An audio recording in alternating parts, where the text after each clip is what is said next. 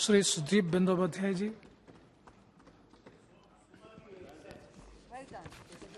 Honorable Chairman, sir,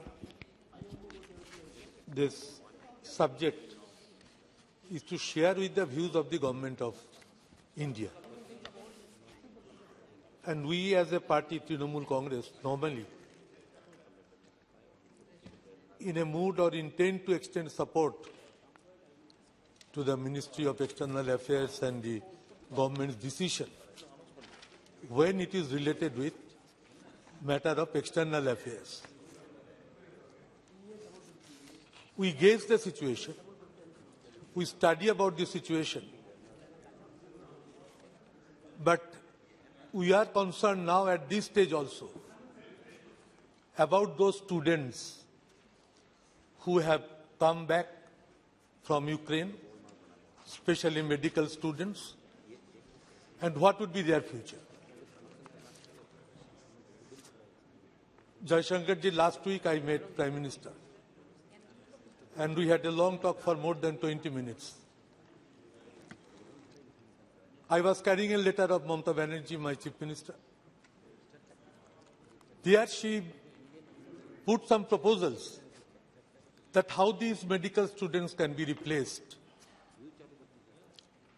She wanted to absorb them in her own state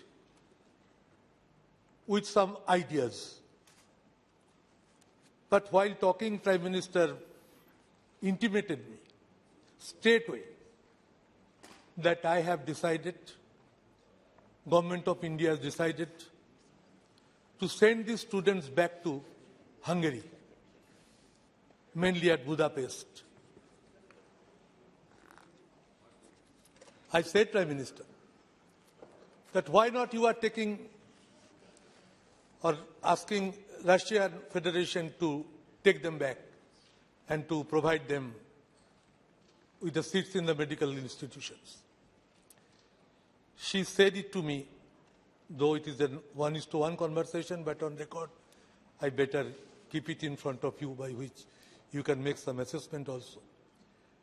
That I will not talk to Russia regarding the students in Hungary, though the education cost is little more expensive. But still, my government is taking some decision, and I hope that this problem will be sorted out easily.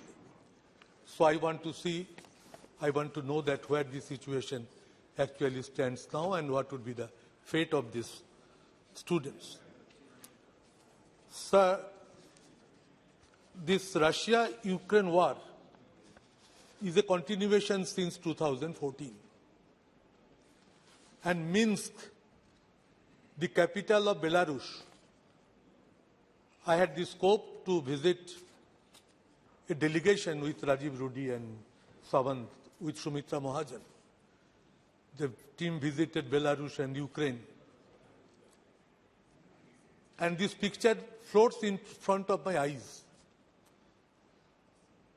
I had my opportunity to visit Eastern Europe when all were within the command of the Soviet Union. At my very early young age, I was with Youth Congress. That time I had been to Czechoslovakia, Hungary, Poland, Romania, East Berlin. So these all sectors, ultimately they were broken up.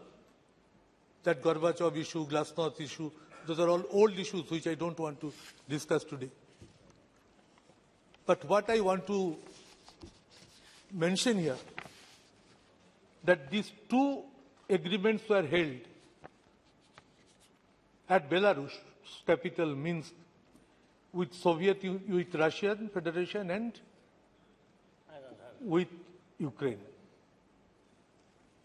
One was signed and broken in 2014. What was there? It included prisoners exchange, deliveries of humanitarian aid without of heavy weapons. But the agreement quickly broke down in 2014. Again, another agreement was signed in possibly 2015. France and Germany mediated. But now I couldn't find, from the very beginning, no big country, nothing, no force had taken any initiative to initiate a peace talk in between the two countries. I am not saying about our own country, but any country. NATO's member was Ukraine. NATO is full of the European countries, including USA and Canada also. But none of these countries took any initiative. But we was the disastrous deaths and the attack of Russia on Ukraine. It was a disastrous issue. Matter. The way the war was there was extremely disastrous in nature, painful, most shocking, and no doubt it was heartbreaking.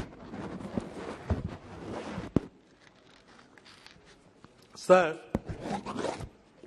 if I read a small statement that how many civilians died in Ukraine. Nearly 3,000 civilians have been killed or injured. The report is of up to 28th March 2022. This few days I have not that much of well-drafted information. And more than 10 million displaced since Russia invaded Ukraine. And 99 children were killed and 126 were injured. The cost of direct damage to Ukraine's infrastructure amid Russia's ongoing invasion has reached almost an estimated 63 billion, according to an analysis by the Kyiv School of Economics. It is their own assessment of the Ukraine group. That is also of 28 March 2022.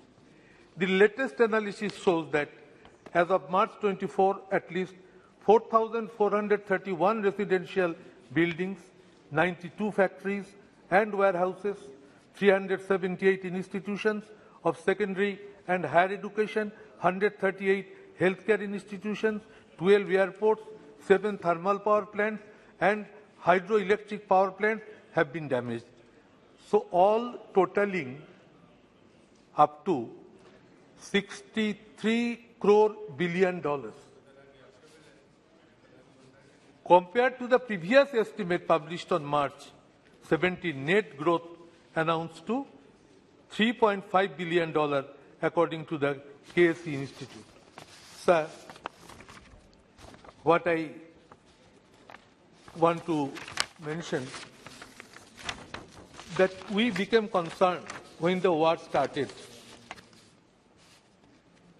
We expected that it will be stopped, but it was not. And naturally, the huge numbers of Indians were alive there with huge tensions. India's responsibility was aimed at evacuating Indian citizens from Ukraine. That was a good step, I appreciate. We marked the statement read by the India's permanent representative at UN Security Council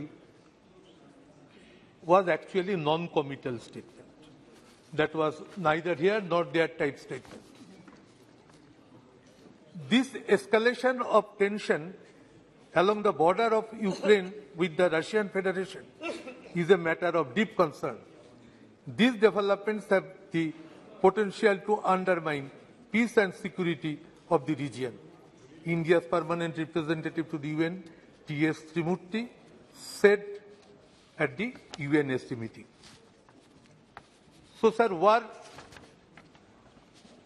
should be completed. And if on our part any peaceful step is possible to take up, we should try to initiate. Because India-Soviet Union is all out from the very beginning. Since our early ages, we have seen Indo-Soviet Treaty. We are concerned in many issues, at different issues, whether it is in United Nations General Council meeting, UNGA, or whether to apply veto, Russia all along supported us in many issues. So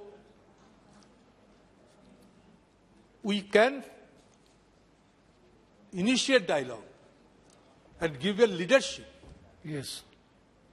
in front of the whole world that India is fully concerned with the battle, with the war. This war has pained us.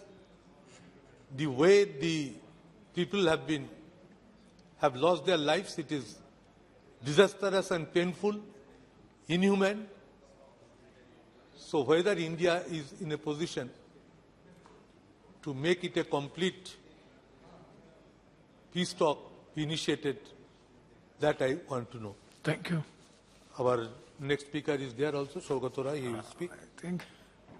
So, sir, I repeat our stand that any stand taken by Government of India so far, external affairs is concerned, we stand by the government wholeheartedly. Thank you very much. Now the Honorable Minister Sri Hardeep Singh Puri ji would like to intervene.